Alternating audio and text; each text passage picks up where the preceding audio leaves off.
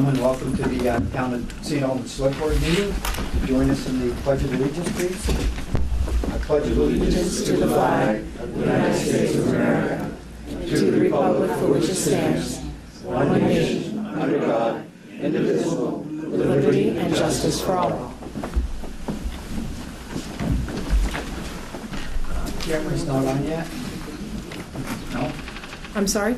Are we on yet? No. No, when she says we're live. Okay. You're live, go. Okay, we just want to welcome everybody at home to the meeting tonight.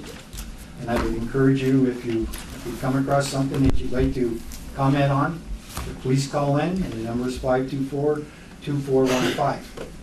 Thank you. So we want to take a look at the agenda. Any changes to the agenda as it was presented to the board? I don't have any. None? Okay, want to make a motion to approve the agenda that we have in front of us? All those in favor? Oh, So moved. okay. All those in favor? Aye. Opposed? So approved. Okay, warrants. You want to start off, Bill? Yeah, the general warrant in the amount of $86,583.53. The largest single payment there is for $21,000 for a town bond. So I move that we approve the general warrants. Okay, all those in favor? Aye. Those opposed? The ayes have it. All set? Okay, I've got a couple of payroll warrants. The first one is from September 18th through September 29th for the sum of $20,325.41. I have another, the second one is from September 11th through September 22nd, $15,919.36. I move that we approve the warrants. All those in favor? Aye. Opposed? So there you go. So they're approved. Okay, and we have some minutes. Did everybody get a chance to take a look at the minutes dated September 18th? Move their approval. Okay. Okay, so I'm gonna, pardon me? Move their approval. Okay, all those in favor? Aye. Opposed? Okay, so approved. Okay, for guest speakers tonight, we have the very busy Chief Gary Taylor.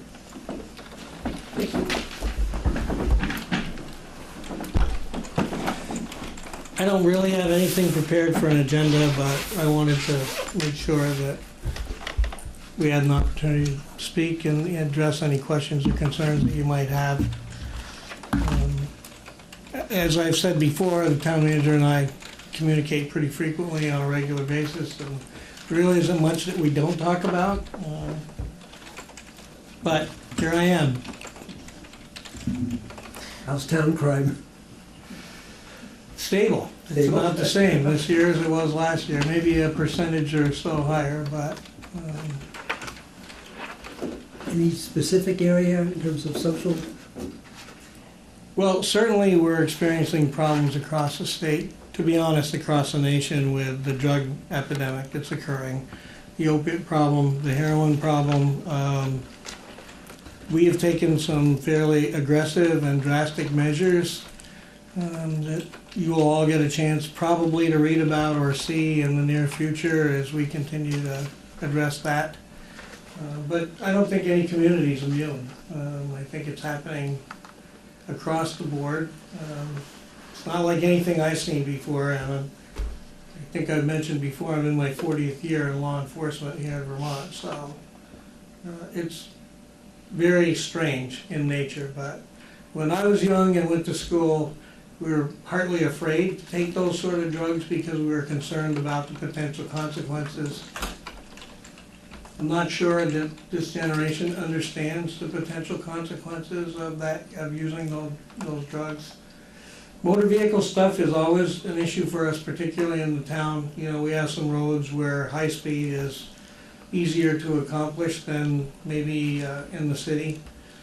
So we try to put a lot of time and effort into that. McQuam Shore, Brigham Road, County Road, just to name a couple of them. But you know, we put a lot of effort into monitoring those and trying to slow people down. You seem to hear a lot about speeding on the interstate this year, and excessive speeds too, 100 miles an hour or better. Yeah, I think what's happened is we've become such a fast-moving society that I'm not sure that I think everybody's in a hurry. You drive the interstate, everybody's in a hurry. And if you're not careful, you get caught up in that momentum yourself. And I think the faster people drive and get used to driving, the less intimidated they are about driving those speeds. But It becomes the norm. listen, I have personally stopped, you can ask anybody who works for me, because I think I probably make them crazy, but I probably stopped a dozen cars this year and in an unmarked car, which I don't traditionally do on the interstate because it's not very safe. I usually don't stop them unless they're doing more than 90. Wow. So, You know, Gary, we get a quarterly report from the correctional facility, and I'm just looking at the third quarter for this year. And their average facility head count for the quarter was 231 people up there. yeah. That's, you know, that's quite a bit. Right, and if you take into consideration, there are reports that come out every month about people who are on probation or home confinement. I think that number combined in the city and town represents almost another 700 individuals. Wow. Do you get enough support then from the Department of Corrections, their probation and parole office? The street, the FSU, the field supervision units, we get a tremendous amount of support for. They come and go in my office all the time. We provide them some desk space, you know. We have an outreach worker from Northwest Counseling who works out of our office. We have a National Guard crime analyst who works out of our office. So we really have partnered with them. I think Corrections is probably doing the best that they can given the limited resources that they have. You know, I know the budget is a driving factor for them. Yeah, right. You know, Gary, on this third quarter report, it's funny you should say that because the St. Albans Probation and Parole Office supervised 908 offenders. And 38 of those offenders were listed as residents of the town of St. Albans. No, yeah, St. Albans town. Right. Again, I don't think any communities are immune from that. No. You know, I think what's happened is we tried to take them out of the jail system. You know, I think former Governor Shumlin said, we have to figure out who we're mad at and who we're afraid of. And I think that generally speaking, Corrections has decided we're mostly mad at people. And those people have found themselves released or not incarcerated. It seems difficult for us to be able to get somebody locked up. You know, you keep talking and I'm bringing things up here, but Vermont has 1,746 inmates incarcerated in their system. Where only 284 of these are being housed out of state, and the remainder are in the state of Vermont. So that's quite a population. It is. Yeah, it is a very, very large population. Yeah. Again, considering that we haven't really expanded our system, our prison system to accommodate more people.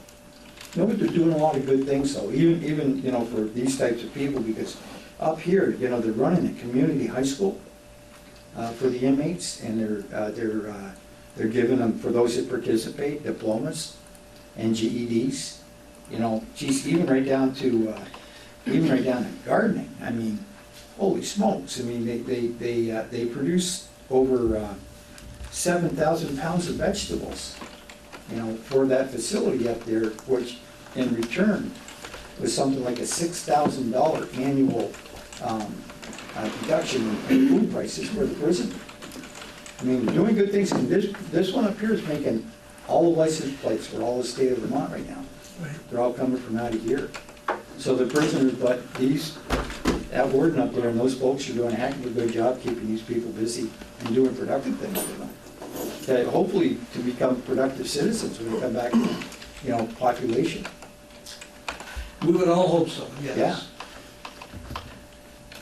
You see the governor, his marijuana advisory committee met for the first time last week. We've talked about that here, your stance on that. I did a little research myself and I totally agree with you. I mean, how can you legalize a substance that you can't track on the roadside and, you know, you can't gauge impairment? I mean, how Greg, is that? do you want the pilot of the plane that you're flying on to have gotten stoned last night? Right, I don't, personally. and you can't tell. And I'm concerned about those sort of things. And the reality is, the police are not sneaking around looking in people's windows to Right, see if they're smoking pot in their own homes. right, It's not happening. So what you do in your own home, I suppose, is your own business, but I think when it spills into society and we all potentially have to deal with the consequences of those acts, that's a difficult pill to swallow. So what happens when you legalize it? You gonna come up with a new policy for the police and the fire that doesn't matter if it's legal or not, they can't do it? If you had to put a rough number on it, how many people would you say a year that your department stops on the road that you could gauge or impaired by? Probably a THC-related product. If you had to, Yeah, I is it can't put a number on it. I Is can it tell you that frequent? it is very frequent. I have 3 DREs now, which are drug recognition experts on the department. And it's their job when the officers make a stop and they believe the operator is impaired. If they can substantiate why they believe they're impaired and to what extent, the DRE will come out and they have specific training to determine if they're using drugs and what that drug might be. It's extremely difficult. The other thing is people don't even think of marijuana as drugs anymore. When you talk to young people and they say they don't do drugs, and then later on you're talking to them and they say they smoke pot, and you say, isn't that a drug? And they go, no, I don't do Right. drugs. So it's hard to figure out how many. I would tell you that a large portion of society, in fact, does that. I'm not laying awake nights worried about that. I am worried about what happens on our highways when these people, I know that everybody who smokes think that they drive better when they're stoned, but you ever met a drug that didn't think they thought they drove better? You know, Gary, when it impairs your judgment, it's a drug in my book. Yeah. I was hanging around with a couple of friends that are closer to my age, and I'm only 20, but there's 4 or 5 of us, and I took a straw poll. What do you think about legalizing marijuana in Vermont? And a lot of them came out very much for it. And it was like they were arguing for it, but they didn't have any of the facts. They were reading off the pros list that had no cons. Right. So I used your example from how do you gauge if somebody's impaired? You have a drug recognition expert, but what if they aren't on duty? What if somebody smokes a joint and gets behind the wheel and then goes and hits her grandmother on the way to the grocery store and she gets killed? How are you going to feel? And then they all said, I had no idea. I thought you could blow into a machine and read THC. I said, no, you can't do that. And they said, well, maybe we should hold off until law enforcement can gauge that. So, And I think that's the advice. I'm an officer, I'm a northern director with the Vermont Chiefs of Police Association, and the officer's position, the executive leadership of the Vermont Chiefs is that until we can be satisfied that we have the ability to measure impairment, and we have the appropriate methodologies in place so that we can take action when we see that, just think we have to be careful. Yeah, and 2 other things I'd point out to you. We made a big deal out of cigarette smoking, and it's illegal to smoke almost anywhere. And now we know that secondhand smoke is almost as dangerous to us as firsthand, primary. But we're talking about something with no filters on it at all, and I don't want to be subjected to that when I walk in the park or downtown. I can tell you that I got back from Las Vegas 6 days ago. Marijuana is legal there, but not in public. But you will be walking down the street and suddenly you get this overwhelming smell of burning marijuana. And it gives you a headache. It literally gives you a headache. So I'm not crazy about that, and certainly if we do it, my advice to the governor would be that we not allow it in public. We allow communities to opt out if they choose not to have dispensaries in their community.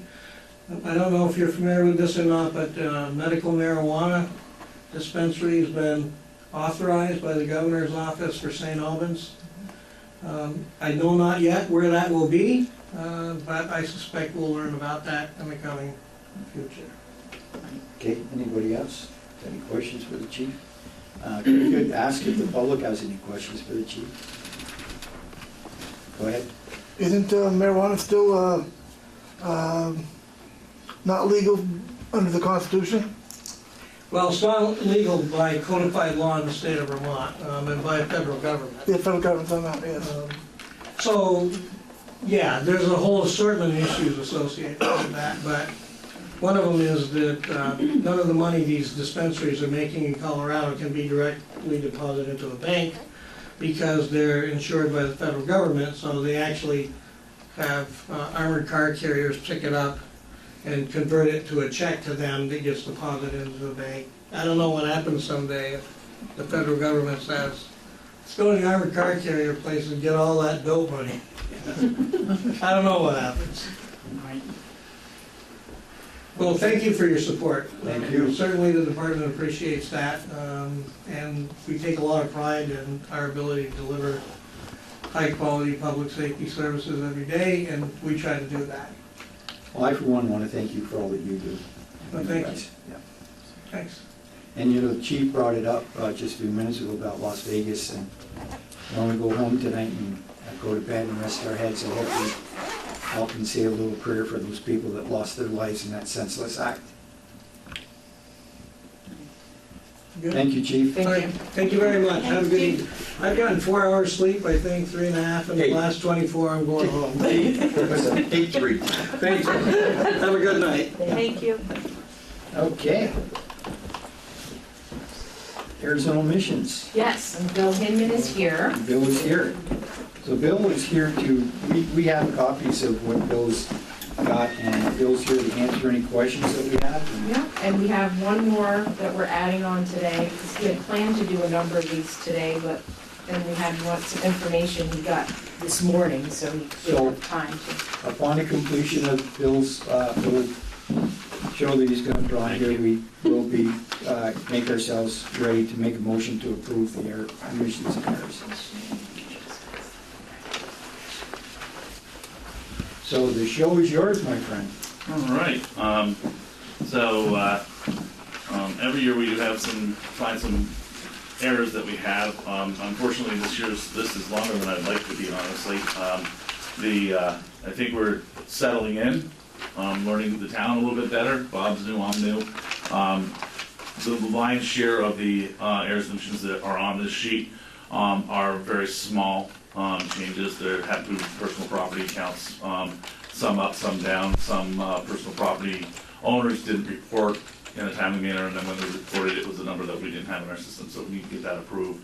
Several different trailers in the Gagne Trailer Park, which need to be removed because the owners have since left and pulled the trailers out, and if we don't take them off the brandless rolls, then the town's on the hook for not importantly the municipal taxes, but education taxes, which go to the state and are not recoverable. So we need to get them off before the first of the year. The largest change we had was in regards to Vermont gas systems, and that was a glitch at the state level of not getting all the information to us. It used to be that Vermont gas reported directly to us. No. Excuse us, Bill. Yep.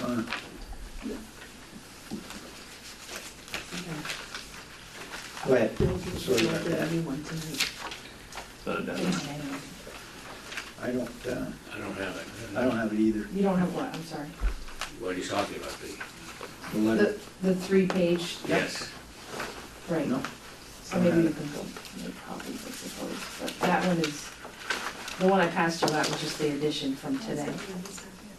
That's not, I just pulled it from the signature.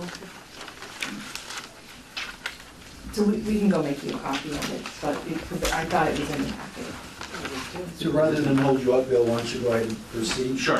All right. So the only large one was the Vermont gas one, and that's typically in the past, the Vermont gas and the other utilities in town, Green Mountain Power, Vermont Co-op, Vermont Transco, would report to us directly. And the state changed that, and now they report to the state, and the state sends us that information. The individual that's supposed to send that out did not send that out to several different communities, and so until that tax bill went out and they received it and notified us that there was a mistake, and then they forwarded us a copy through email, we were able to make the correction. So that's the only significant one as far as the assessments go. I've gone over all of the personal property counts, and I'll just give you an example. One went from 0 to 19,000. Another one went from 0 to 25,000. These are all personal property accounts. Then the actual real estate adjustments we had, one involved Malone Properties in Morse. That was a 2-acre subdivision that was purchased by Morse, and we didn't pick up on it. The transfer didn't say any acreage on it. And so upon looking at the survey, we found it, made the adjustments. It's more or less a wash because it's going from one property to another. So that's, it's just a correction that needs to be done. Another one was a property that was inspected in Harbor View prior to us being here. And that one, let's see, this is the property owner came to us and wondered why their tax bill was so much higher than their daughter and son, who live in the same development. And we started looking at the sketch, and as it turns out, the sketch was originally done with an extra 10 feet on the house, which added 900 square feet to the house, which in turn made the assessment much higher. So the assessment hadn't changed effectively other than percent complete, and then the property owner saw the tax bill versus their sons and brought it to our attention. So that's another small change that we need to make. The largest changes, or the most significant changes that we have, is actually something that came to our attention very recently. I don't know if y'all know where Music Mountain Development is. It's through Peter So Costas. that's the report you do have in front That's of you. the one that you just got. Okay, Mr. Costas brought to our attention that he felt that the taxes were much too high on the property after we received it. And I told him that we sent change of appraisal notices out. We created new lots. It's basically an 8-lot subdivision. Assigned values that were 50% of what they will be when they become developed. People put driveways in, culverts, power to the site, septic, and so forth. So we discount because he's got to sell them off over time. Mr. Costas was again frustrated that the numbers were as high as they were, and I said, I need more information if you're saying that this development is in the state that's in. And he was claiming that there was a whole lot of infrastructure work that needed to be done that was far and beyond what I was talking about as far as numbers go with the discount. On the 27th of September, we received an email with an attachment from the State of Vermont Department of Environmental Conservation showing that, in fact, the lots that he created are impacted substantially by Class 2 wetlands. And in effect, the letter states that he is now stopped and cannot go forward with the subdivision until he reapplies through the DEC. So as a result, we now have a development that is in process but is not finalized. So as a result, what we're asking the board to do is to inactivate those parcels for the time being until Mr. Costas gets his ducks in order, filter them back to the main parcel, so it'll be now a 50-acre parcel instead of a 39-acre parcel with 7 lots, and then adjust for the development potential that has gone through so far, because he has had to go through design review with the town zoning and planning and a lot of expenses that a developer would no longer have to deal with. So we are considering that. We're just turning it back the clock a little bit and recognizing that he can't sell lots off right now, and that needs to be understood.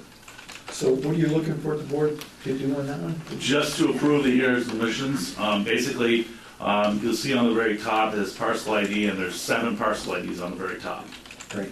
Okay, inactivate those parcels. Then the second parcel you see down is also under the same ownership, but this was the common area parcel. This is the one that was going to remain vacant. All right, so we're going to add 10.13 acres to that parcel, and then increase the value from 248.2 to 479.2. This effectively is $33,000 per lot. The assessments on those lots were in the neighborhood of $40,000 to $45,000 before. So again, we're recognizing the lots, but we're not giving them as much weight. So you're asking us to decrease the value from 47.6 to 33? Per lot. Per lot, effectively, yes. Okay. Yes, effectively. And then the last one, which actually Peter ended up transferring from Music Mountain, which is technically under his mother's and his name, to himself, one of those parcels.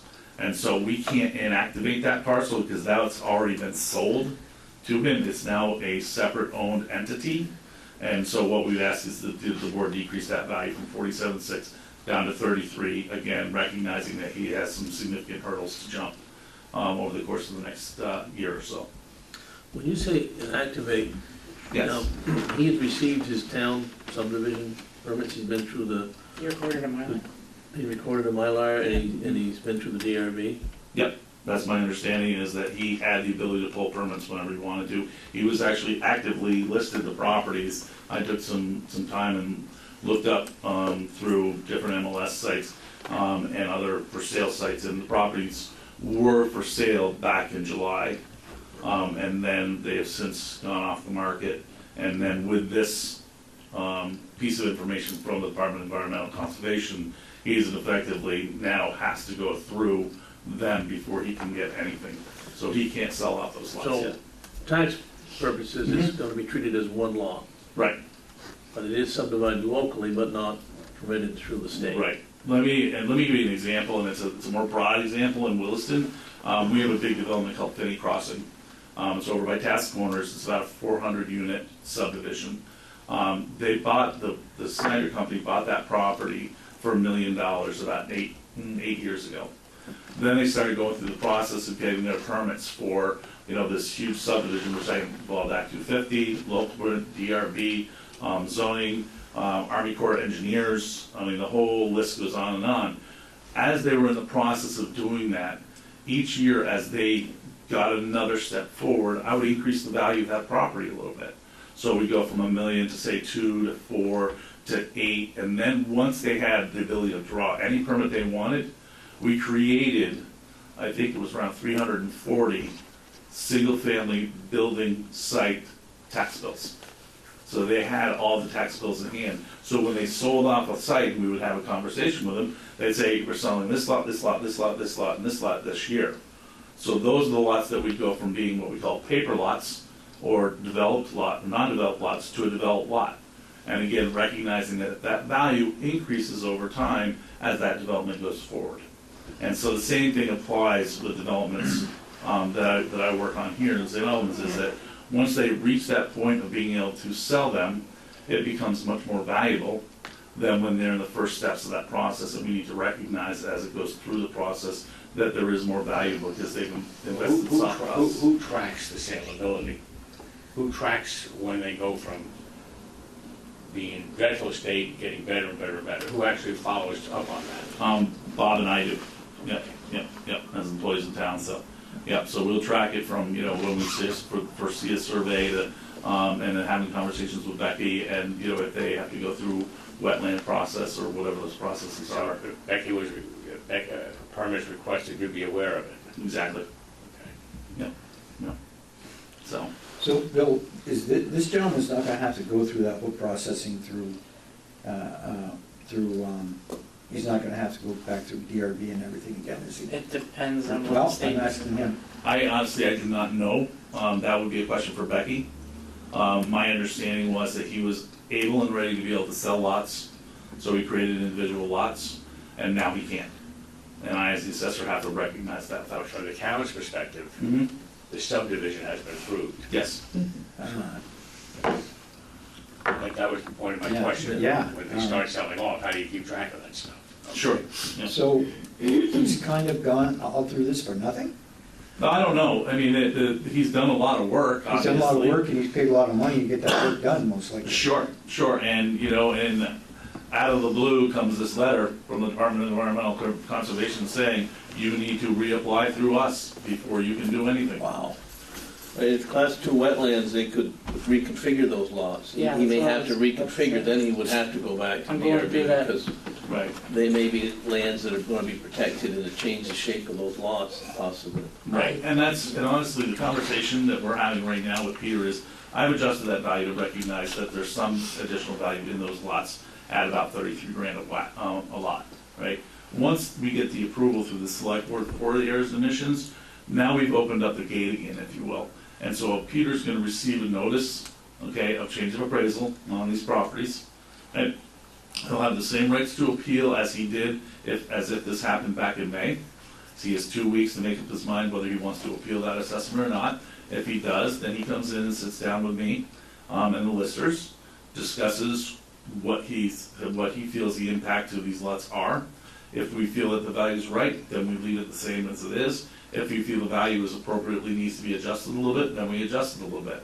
And then the same goes as far as the Board of Civil Authority. If he's unhappy with the lister's decision, then he has the right to take it to the Board of Civil Authority, where it's the next process. So we ensure that his right to appeal and have a fair whack at it is preserved. Because your adjustments can go either way, can go up or down. Theoretically, yeah. Yeah, I'm pretty comfortable with the 33. I think that we adjusted conservatively down to the 33 from the 40 to 45 per unit. And if there's some wiggle room there, I still have to see what Peter has to say when and if he comes into appeal. All right. Yeah. I'm going through the same thing in the village of Albert. We had 4 lots. I have a Act 250 permit for a release of 3 more lots and a phased development sitting on our district coordinator's desk waiting for a wetland sign off. When we started that project in 2003, back when my grandparents started it, the Army Corps of Engineers signed off on that, saying that it had 0 impact of Class 2 wetlands, but the state requires that wetland delineations be redone every 5 years, so you could have a 20-lot subdivision that's had its permits, and then that can drastically be cut down to 10 by the state if wetlands gets involved. It's a hard process, and I wish Mr. Costas a lot of luck. Okay, does anybody else have any questions for Bill? Chair, I'd like to make a motion to approve this list of errors and omissions. Well, I have one comment before that. Yes. One of the things we have to do, change value to some number. Mm-hmm. Change value to some number. Mm-hmm. Change value to some number. In the future, I'd like to see from X to Y, whatever happens to be, so I can put it into perspective. Sure. And I did the numbers so that you could be, as I didn't think to put that in there, and I apologize. The total impact as far as the municipal taxes go, that all of this encompasses, would have been virtually 0 had it not been for Vermont Gas. And the total impact is $3,229.11 in municipal taxes. Okay. Go ahead, Al. So- After that, okay. It's okay. So I would move that we approve the errors and omissions as outlined in the 2 memoranda. Okay. All those in favor? Aye. Aye. Opposed? Guys have it. Thank you, sir. Hey, guys. Take care. See Thursday? No, Not till next. I'm up. They all. Okay, so moving right along, next on the agenda is Harborview road request. Yes. Yep, no, and Bill Fitzgerald is here, he's, just in case you have any questions. So in your packets, you should find, as noted in the notes, the map. This engineer kind of laid out what section 2 actually means at this point. It starts at where the town road ends right now. We accepted a position, phase 1 of the road a couple years ago. I'm trying to remember when that was. I think it was, And so 2.5 maybe. around 2. So you have the deed, the stormwater easement, the inspection was done. Alan confirmed that. And the map kind of gives you an idea of the road and where it's going. This is only phase 2, where they're obviously not done. So at the end of that road, there's a small section where we can turn our plows around until such time that phase 3 is done. So we already have the turnaround. We talked about that last time you were here. I remember that. Yeah, at the end of that green section that you see on the map, Yeah. that is paved. There are houses in that area. At the end of that, we have a hammerhead there, Yeah. which I went over with Alan, so the trucks can turn around there and then come back out. Okay. Okay. So essentially, you have an easement over that green section. for Is this plow- green plowing. section paved, you said? It is Yeah. paved, but the top coat isn't on it yet, Okay. because that's still under the warranty period. This blue section is Yeah. all through the warranty Yeah. period. And second coat of pavement. Right. Yeah, I drove up there and looked at it before. And it's pretty much the same as phase one. Okay, We are retaining the stormwater and the sidewalk to. Right. right.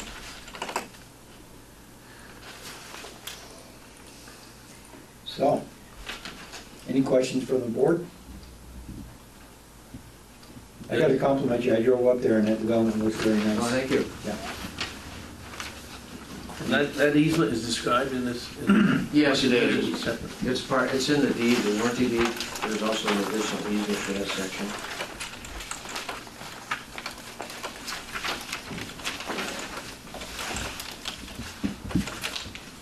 So last time you came in, we took over a section of road, and then there was an easement, because we wanted to be able to turn around. Yeah, so. And has that easement, We get this. right, but, and this extinguishes that easement, because then we're taking deed to that section, Correct, and then onto this one, and then with a new easement onto the green section. which is paved. Okay. And the way it works, if you look at where the blue starts,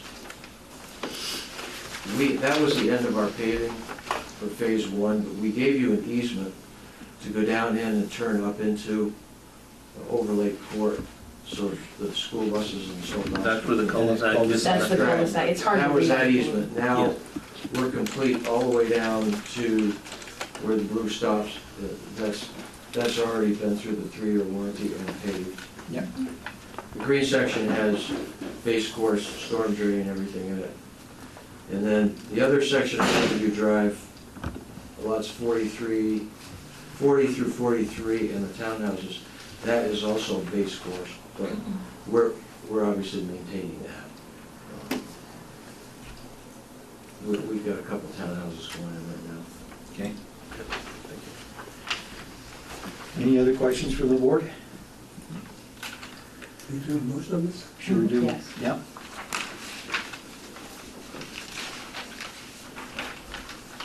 So I move that we accept the public land as published. Okay, all those in favor? Aye. Those opposed? The ayes have it. Thank you, sir. Thank you. Yep. Thanks, Bill. Take care.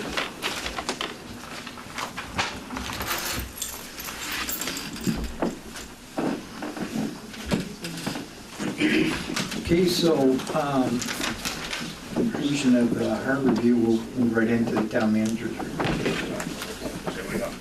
Carrie, you're on. All right. So on the first one, I know we've been through this many times, but just briefly, St. Albans Glass is requesting a wastewater allocation for their new location in the Franklin Park West Industrial Park. So you'll see the draft letter that Jen created and their application to the city, and we request that, with their answers and responses to the water allocation, the affiliation fee questions. It's basically the standard It is? format that we've used for all those before Yes. this one that we've approved. Correct. So I'm seeking a motion to approve this request for water and sewer for the St. Albans. So moved. Okay? All those in favor? Aye. Aye. Those opposed? Ayes have it. Very You good. got it.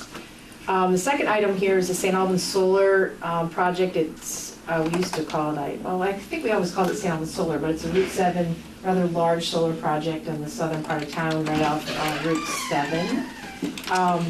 They filed some recent paperwork, and one of them includes notice to us that they are doing a site visit on October 3rd at 3 o'clock.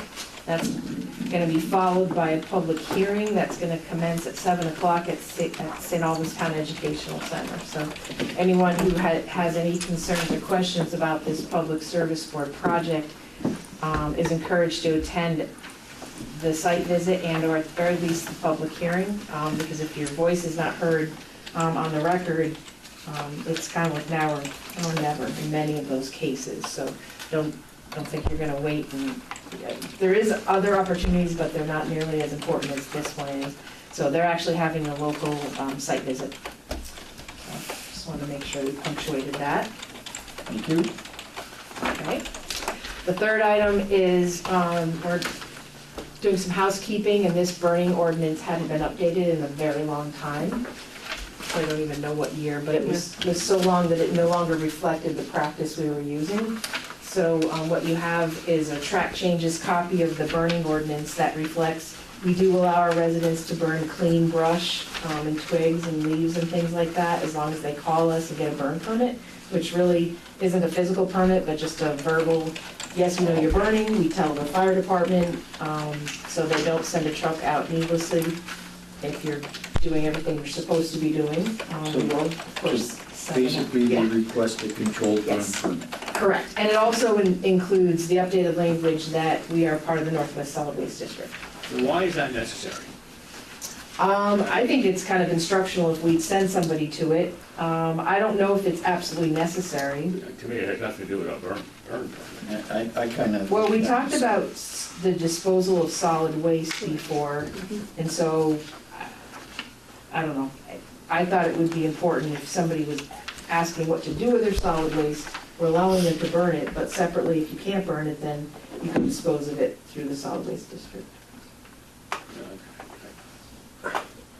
I personally, I think it's superfluous, and it doesn't really help the burn ordinance. And I think it should be deleted. Pardon? Doesn't affect it though, does it? It's just, yeah, it's just a nonsense thing to be added. In my opinion. Now, if you would go to the next to last page, I think there's a word missing.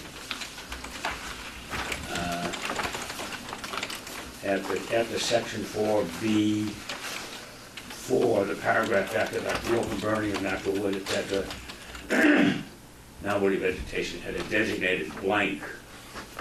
There should be something should be in there. Designated location, I don't know, what's it? the open burning of natural wood and non-woody vegetation at a designated location. Well, we'll have to look at that, yeah. I don't know. There's something missing. Which, That's under, that was section 4B? yeah, Yeah, it's the right here. paragraph underneath section Right 4B. Yeah, but it's section Right. 4B, because then the next one's C. Well, just go about that, it says, the Yeah. paragraph starting, the open burning of natural wood. It's not numbered. Right, but it's in that, you go A, B, Yeah. It's after then on to follows C, forward. but it's kind of a statement by itself. Yeah, It's it in looks the, like they're entering something. It's in the original one incorrectly as well, so I don't know how long it's been like that. We'll have to look into it. Yeah, these two little paragraphs may be positioned in the wrong place. Mm-hmm.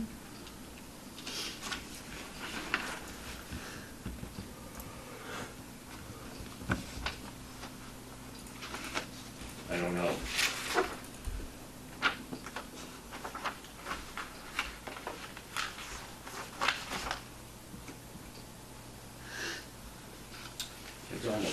It should almost be in like the recital clause in the beginning somewhere, I don't know. Mm-hmm.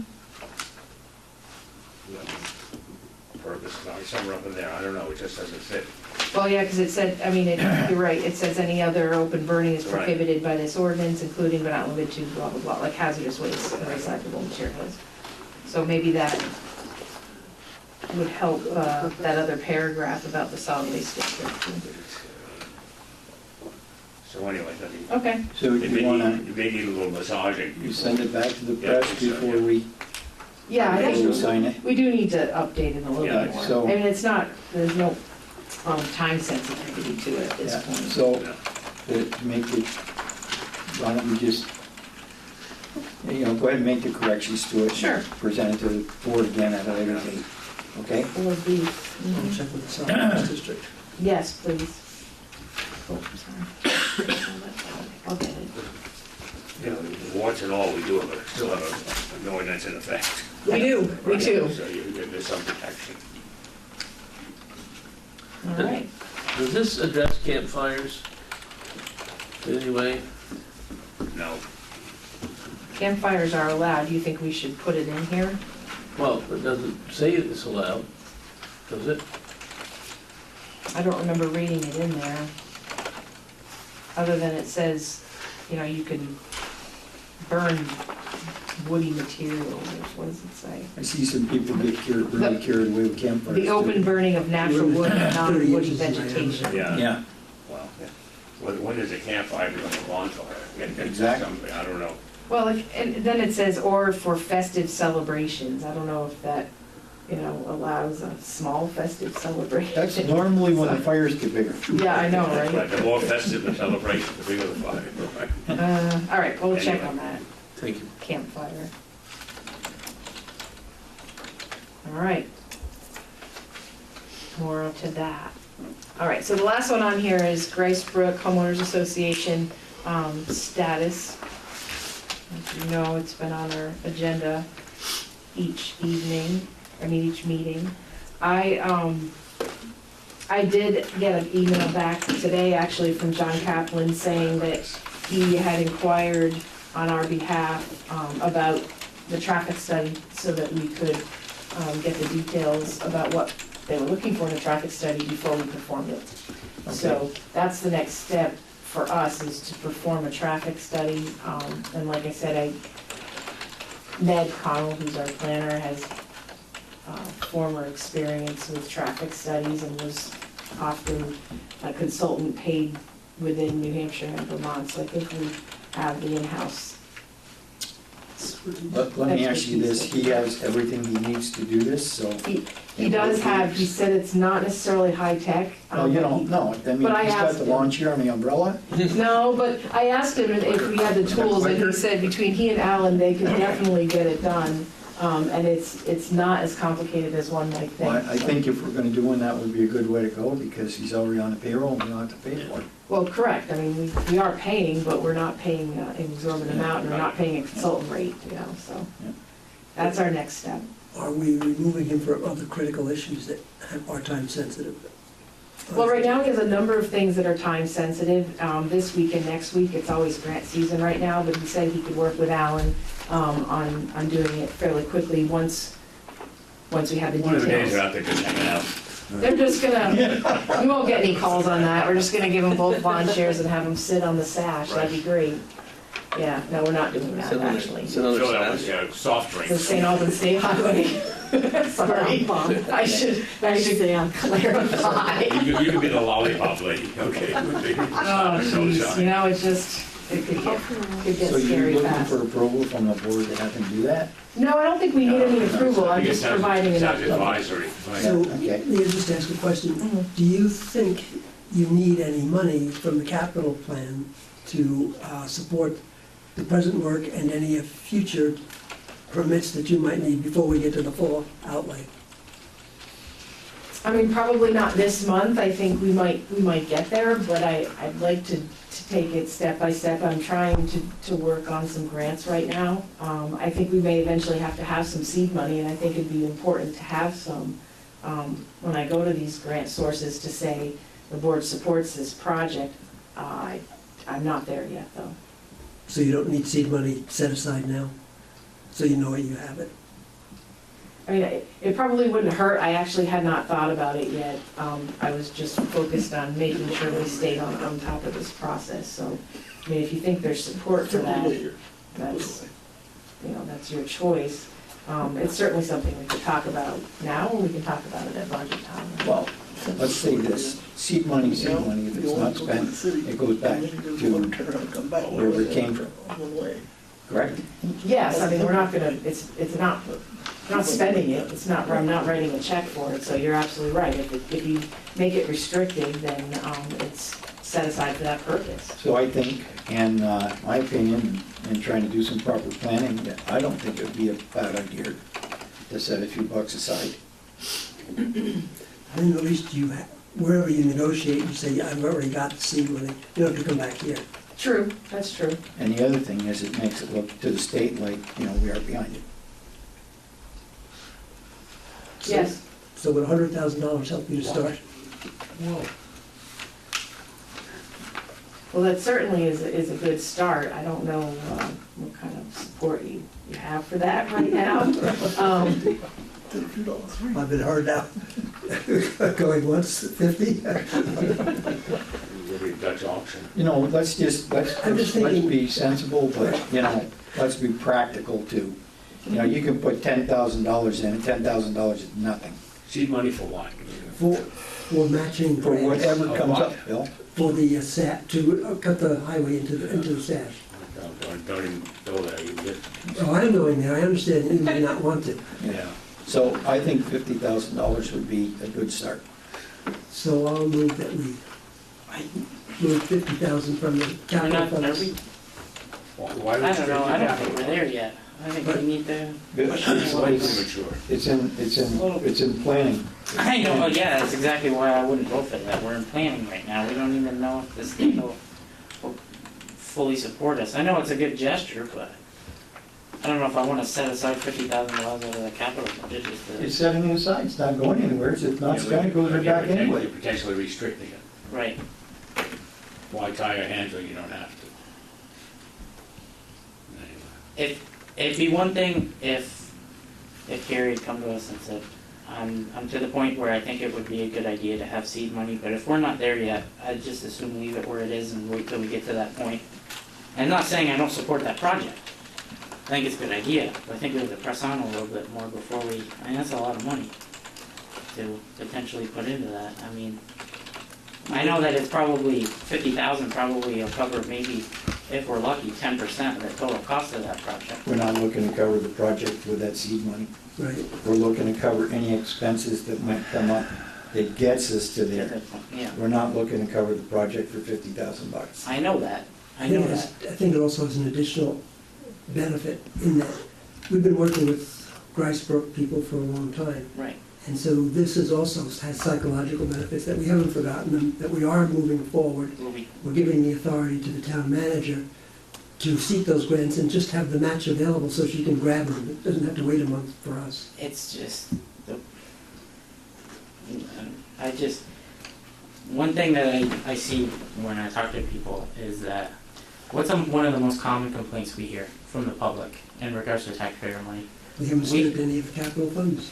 That and we study too much and we don't do anything after we study it. So, Wait a minute, let's stop right there. I don't know what- This is the road we're going down, that we're doing this to make this happen. And we're not doing a study per se.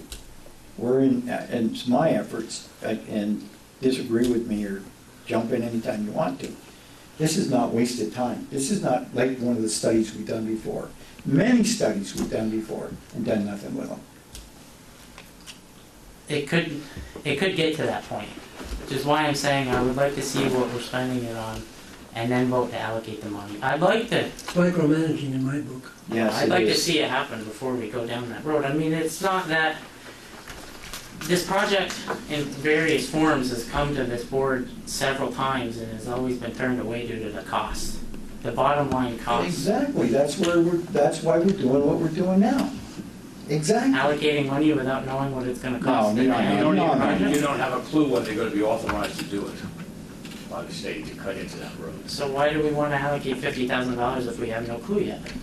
To get to that point, I understand, but do we need to?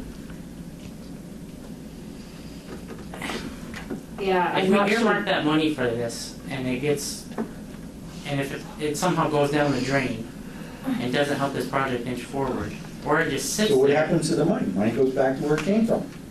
unless it's spent and the project still doesn't happen. Nah, well, that risk we take on any project. You go and build permits, buy permits, get ready to go, get all your, Well, wouldn't you wanna know what you're spending it on ahead of time? well, Yes or no? you do, oh, All yeah, right, you that's all would, I need to know. you do. You don't know what you're gonna spend it on. I'd like to press a little bit more forward before we start earmarking money.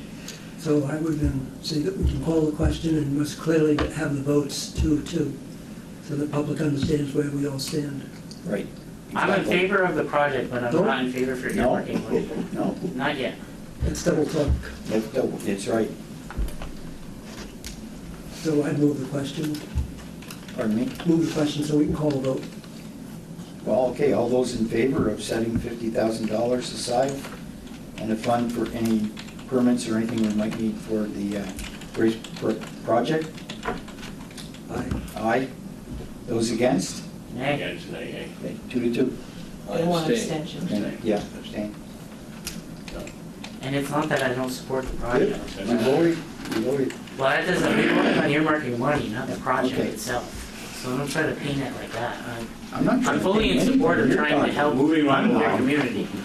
But I want to make sure that what we're spending it on is a worthwhile expense, because at the end of the day, that 50,000 is still a portion of your money. So I want to keep pressing on, and I think that we're bringing Okay. the updates. All right.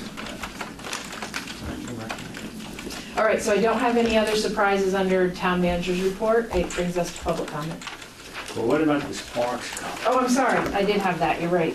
I wanted to just briefly respond. I do read the Messenger. I did read Richard Copperwood's comment about our park, and he must have seen our last select board meeting and made a number of comments about how we close the park restrooms when we do, and I guess I felt a little uncomfortable with some of the comments kind of leading to the summary that we don't leave our parks open. Our parks are actually open to the public, but and Bill had said that it's at our last meeting, when we say they're closed, or they're, basically the restrooms are open from Memorial Day to Labor Day. In fact, one of the only things we do close are the restrooms and one gate.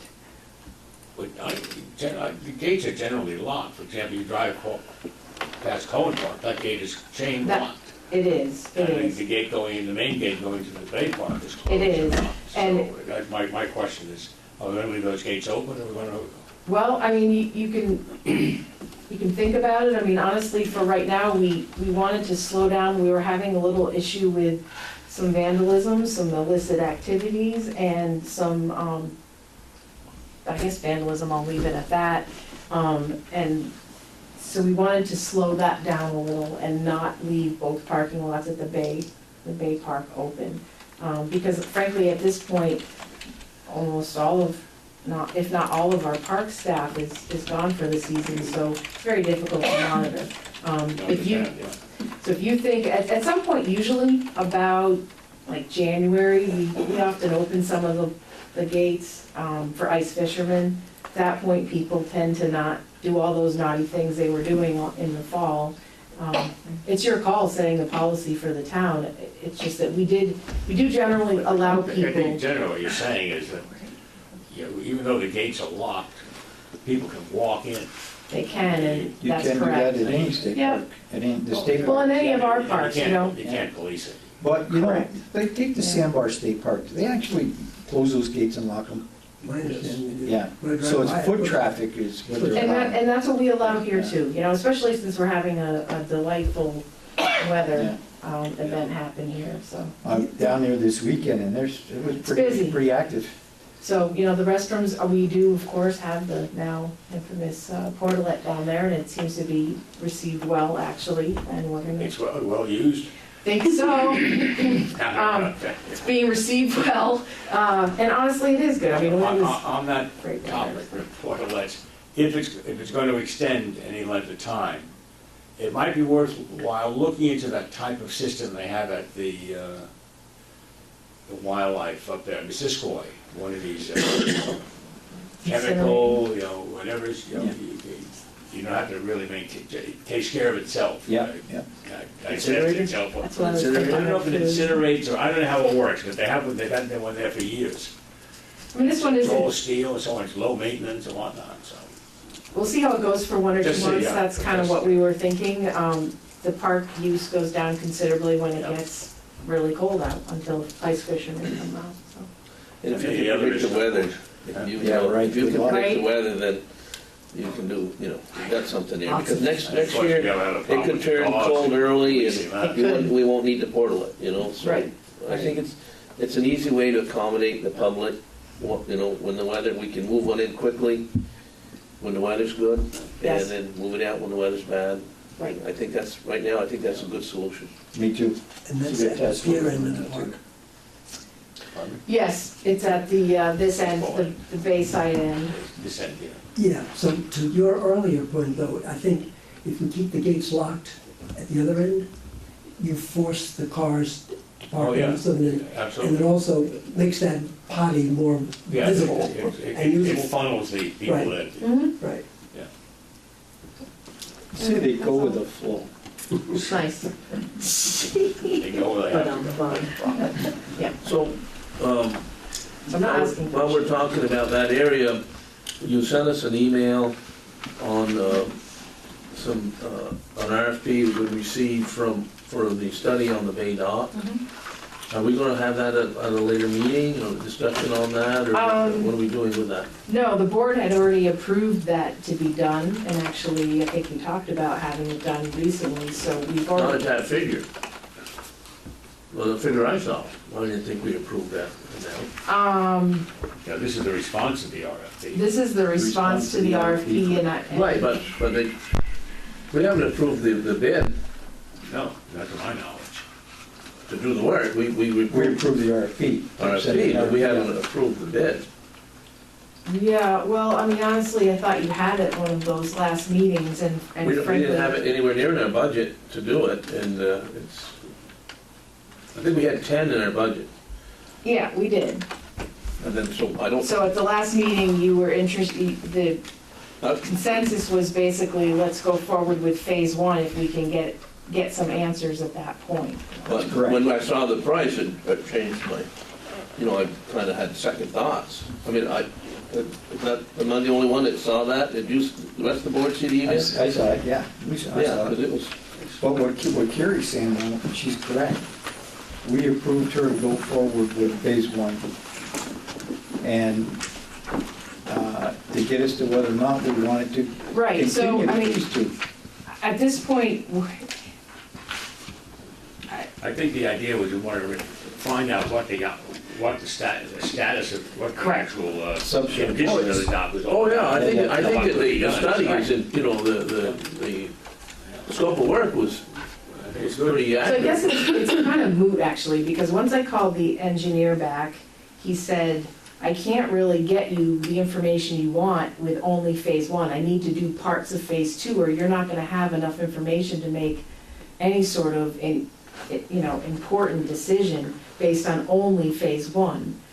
He goes, can you get me, and he listed off like 4 or 5 bullet points of information. I said, yeah, I'm gonna look for that for you. So Becky combed the zoning files, I asked, and we also found some engineering data from Knight's Engineering back from 2007 or 8, which was some of the work he was planning to do, actually. And so he called me up and said, I may or may not need to do this at all, or at least a good portion of it we may have already done. I had never seen that data before. Jen hadn't seen it, there's a number of people who had never seen that data, so he's actually going to come back after a conversation with that other engineer to find out what we actually have to test now, because other than a condition assessment, some of the work has already been done. So you're So saying we- 29 grand's out the window now? Excuse me? We don't have to worry about that first payment? Yeah, the first payment is no longer really, doesn't really mean a whole lot when some of that information in there he got from some of the Okay, data we gave him. Okay, But it's a green light, we're going, that study's being done. I asked him to begin, but when he started, it was a fit and start, because he realized almost immediately with the data that I started sending him that we need to analyze the actual scope of work now, because we have more in-house than we thought we had when we started. Okay, Which is good news, means it'll be less money. Less work. There you go. Less So- time, right, all right. so analyzing the new scope of work, there'll be a new price. Right, I'm just telling you, it's kind of, it hasn't, But it doesn't go to new bids, I mean, we're not gonna go to new bids, he No. may give us, or the Correct. company may give us a new price, but we're not going to new bids. no. Well, let's shoot the prices first. Wait, only one person responded. Yeah. So, to me, I Oh, mean, that's right, I forgot about that. Yeah. so you have no choice.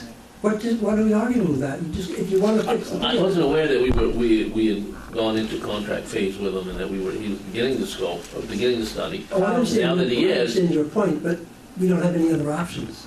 no, but now we're hearing that the price will come down because the Correct. information's already been Right. obtained by another engineering But from my firm. point of view, we are saying go. We'll pick up the cost. That was my question. Okay.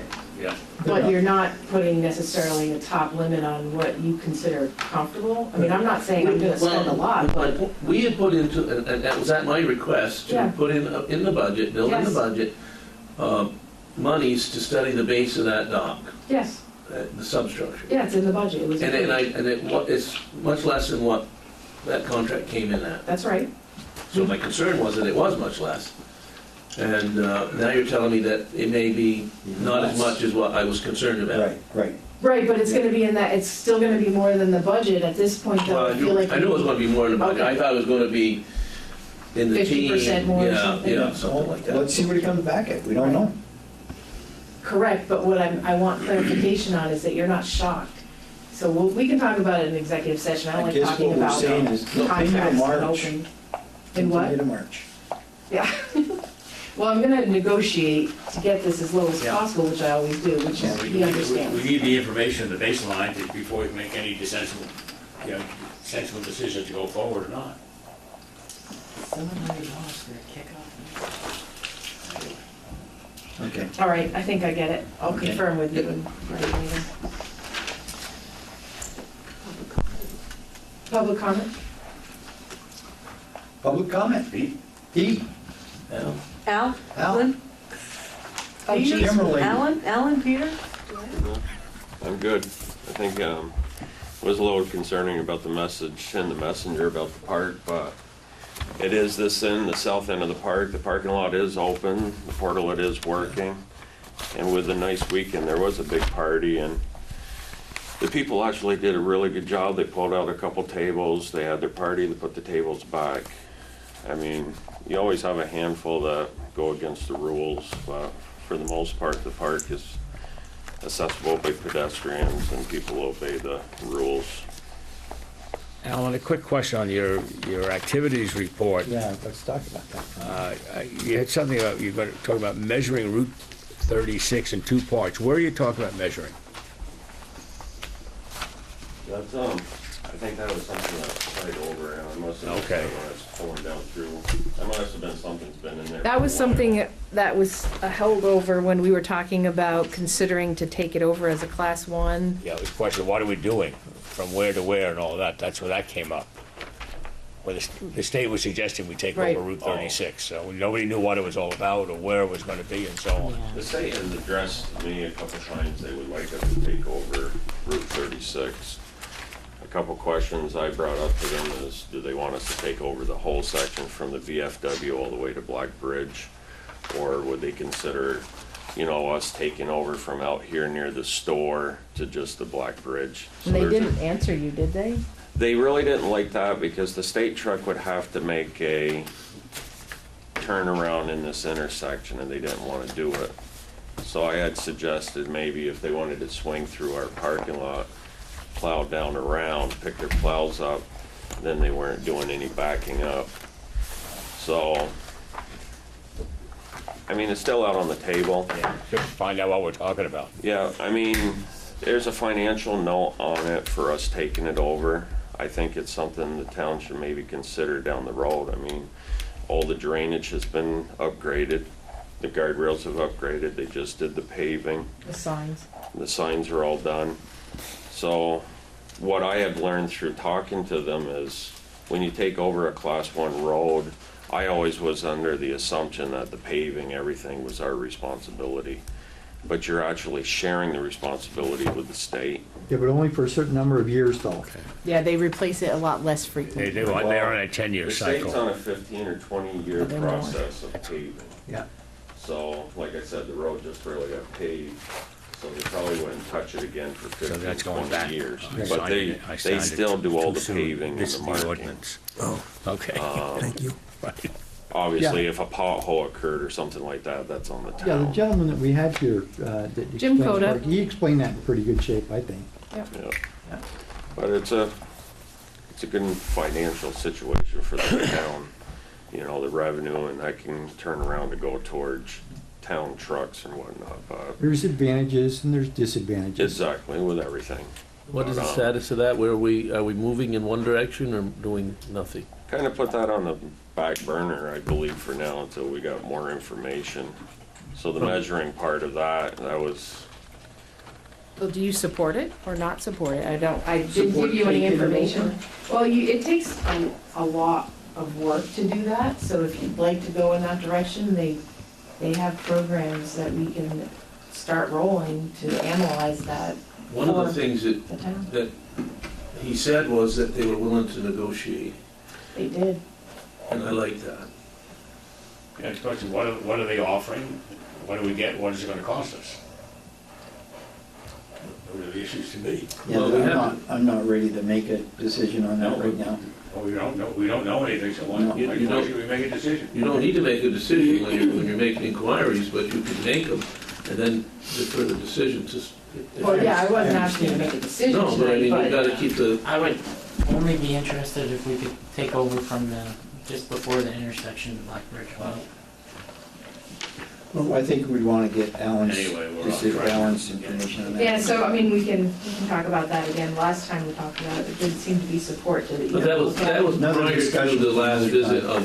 from the state. I think that was almost a year ago. On the There was a lot. There was a lot of executive session. That's right. That's right. One of the things that we talked about was a recreational trail that, from, down to the bay.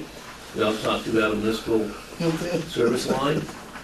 And those things are all part of that consideration too, when we talk about that. So I just don't think we should just put it on the shelf. I think we should continue to have dialogue and at least investigate.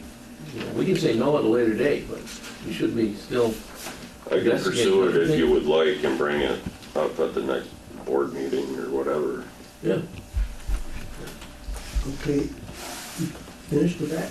I'd like to make a motion to go into executive session to discuss legal, contractual, or Excuse me, on schedule? Oh. Go over your schedule before you go into executive, please. Briefly. We're gonna do mine. 5 PM on October 16th and 6:30 PM on November 6th. There we go. Correct, right We're on. gonna schedule. Go ahead. Thanks, Al. Welcome.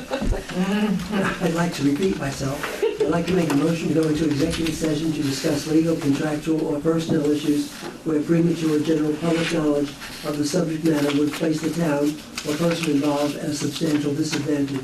Additionally, I would like to enter into executive session to discuss legal, contractual, or personnel issues under the provisions of Title I, Section 313A, Sub 1 of the Vermont statute, and to invite the town manager and also the Department Public Works Director. Okay, all those in favor? Uh, I- Opposed? The ayes have it.